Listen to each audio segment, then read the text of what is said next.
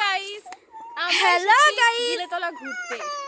আজকের ব্লগে আমাদের দেখানো হবে আমরা কিভাবে একটা কক মুরগি নিয়ে এসে সেটাকে রান্না করে খাই। চলো আমরা কক মুরগি আনতে যাই। চলো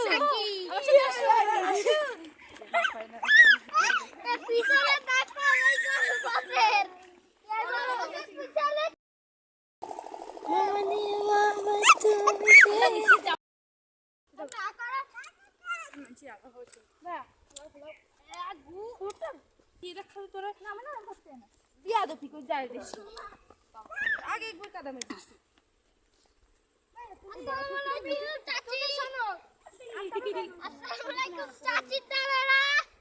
আপনাদের মাঝখানে আমরা তিনজন আছি। অবশ্যই আমরা এসেছি। একটা দিন চার ভিডিও থামা। হ্যালো গাইস, এই যে আমাদের পাঙ্গাস মামা। ওরে বাবা রে, চাচি আমরা ঘুরতে এসেছি তাই করছি। মামার ঘাড়ে উঠেছি আমরা। দৌড় মারো মামা। কোথায় যাও গাইস? আমরা চলে এসেছি কক ফার্মে। এখানে প্রায় 1200-এর বেশি কক মুরগি আছে। গাইস এই যে আমাদের মুরগি। ফাইনালি গাইস আমরা একটা কক মুরগি পেয়ে গিয়েছি। এবার এটাকে বাসায় নিয়ে গিয়ে রান্না করা হবে। আমাদের ভুল হয়েছে, মেঘলা সইলে কক মুরগিটি নিয়ে ভুল করেছি। এর চেয়ে ভালো হতো আমরা যদি এখান থেকে একটি মারামারি করিস না। মা ছেলেতে কি ভাব দেখে আর সহ্য করা যায় না, গা জ্বলে যায়। আমরা আজকে ঘুরতে এসে সাল বাবাকে কিছুতেই করে রাখতে পারছি না। সাল বাবা আজকে ঘুরতে এসে খুবই খুশি। আসো। ও জান্নাত কেন নামলি? ও দেখে সাহালের মেঝো মামা কেওড়া পাড়তে গাছে উঠে গেছে।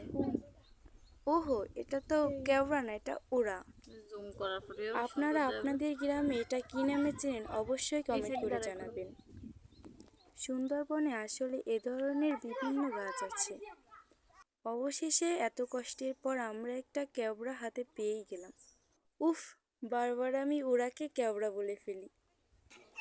দেখেন সাহাল বাবা কত ছোটাছুটি করছে।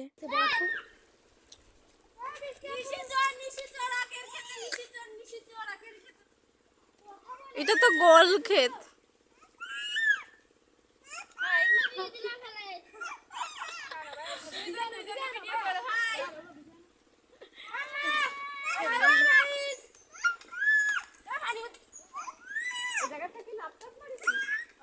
এদিকে আমরা ঘোরাঘুরি করছি আর ওদিকে কক মুরগি রান্না করা হচ্ছে। যদি দেখতে চান তাহলে আমাদের চ্যানেলটিকে সাবস্ক্রাইব করে দিন। রেসিপিটি যদি পেতে চান তাহলে আপনারা অবশ্যই কমেন্টে জানাবেন। ফাইনালি রান্নাটি হয়ে গেছে। আজকে আর খাওয়া দেখালাম না, যদি আপনাদের লোভ লেগে যায় অবশ্যই পাশে থাকবেন নতুন নতুন ভিডিওর জন্য। আল্লাহ হাফেজ।